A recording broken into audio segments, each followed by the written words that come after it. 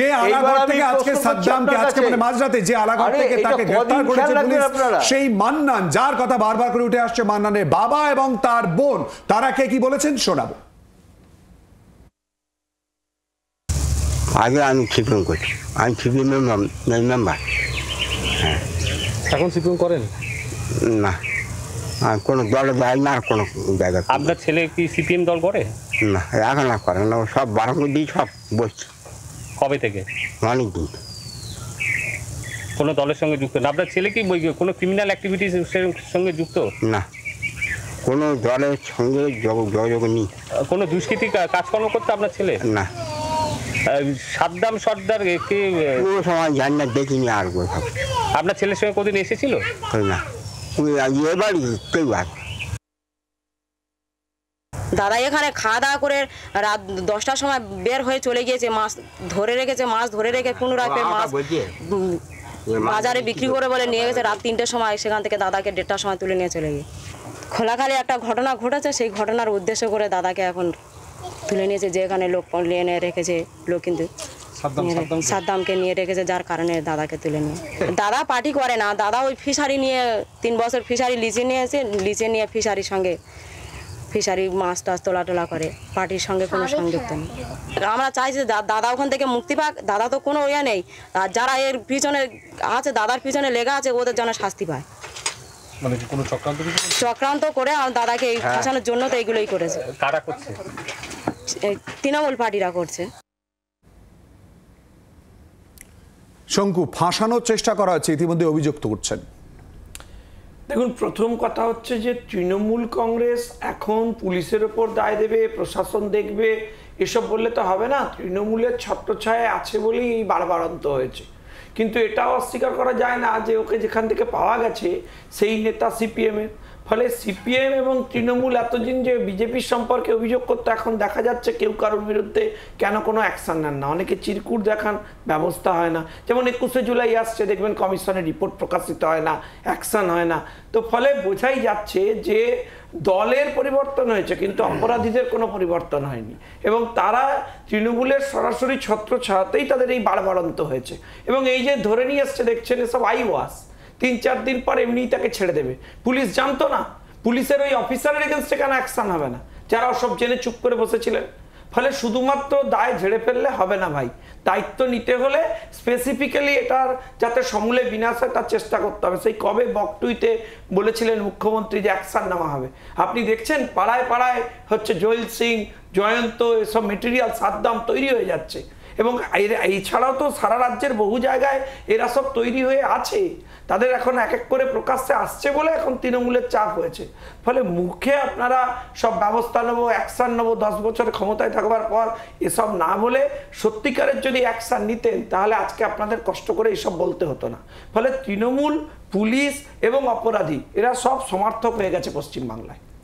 কলতান আসবো, কিন্তু তার আগে আমরা শুনে নেব এই পুরো প্রসঙ্গ নিয়ে ফিরহাদ হাকিম তিনি কি বলেছেন, অপরদিকে সুজন চক্রবর্তী তিনিই বা কি বললেন শোনাবো।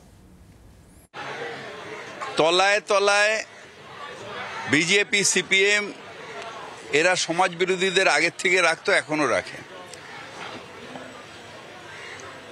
অস্বীকার করব না, তৃণমূলের একটা দুটো নেতা তারা হয়তো এই ভুলটা করে ফেলে, কিন্তু সামগ্রিকভাবে তৃণমূল এবং তৃণমূলের নেত্রী মমতা বন্দ্যোপাধ্যায় মানুষের ওপর যারা অত্যাচার করে তাদের বিরুদ্ধে। তৃণমূল কংগ্রেসের নীতি হচ্ছে মানুষের সাথে, মানুষের জন্য, মানুষের হয়ে, for the people, by the people, to the people.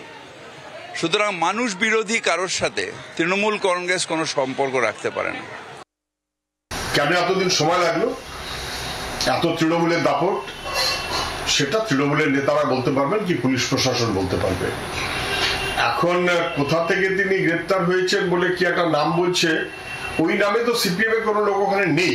Mannan খান নাকি একটা নাম বলছে সিপিএম এর নেতা ছেড়ে দিন, ওই নামে সিপিএম এর লোক ওখানে কেউ আছে বলে মনে হয় না। এটা একটা ফলস ব্লেম দেবার চেষ্টা করা হচ্ছে, এবং করা হচ্ছে আসলে সাদ্দামকে বাঁচানোর জন্য। যিনি অভিযোগ করছেন এমএলএ, বিশাল বাংলোর অধিকারী, তিনি কি করে হয়েছেন, পারলে সেই প্রশ্নটার উত্তর দিন।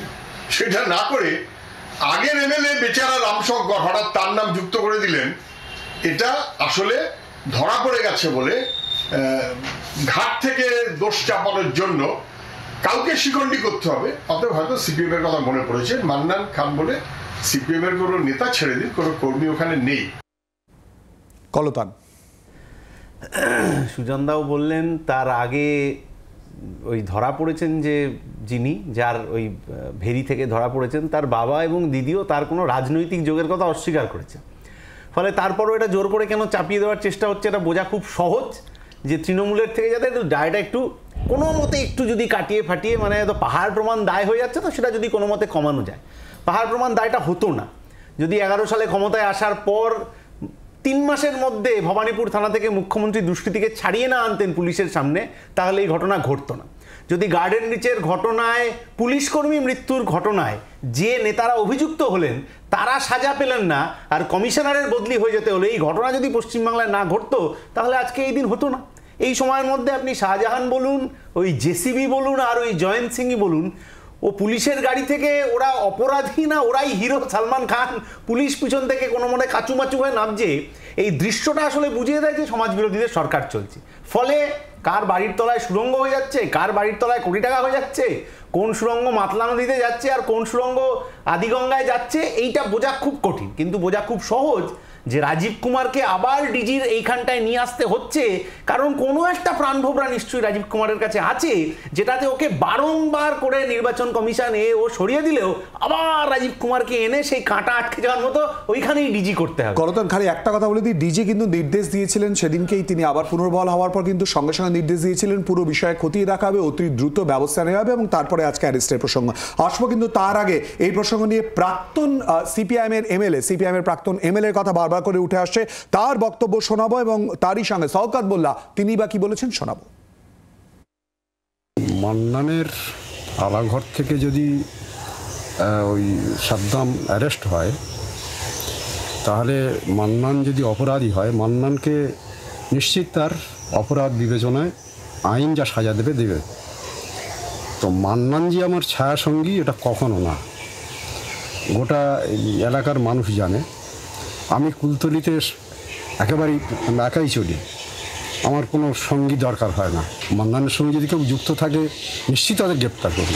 ক্রিমিনাল সম্পর্কে আমাদের কোনো রকম আমাদের দুর্বলতা নেই। মান্নান খান সিপিএম করেন না?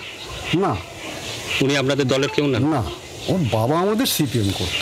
যারা ক্রাইমের সঙ্গে যুক্ত থাকবে তারা গ্রেপ্তার হোক, এটা আমরা চাই।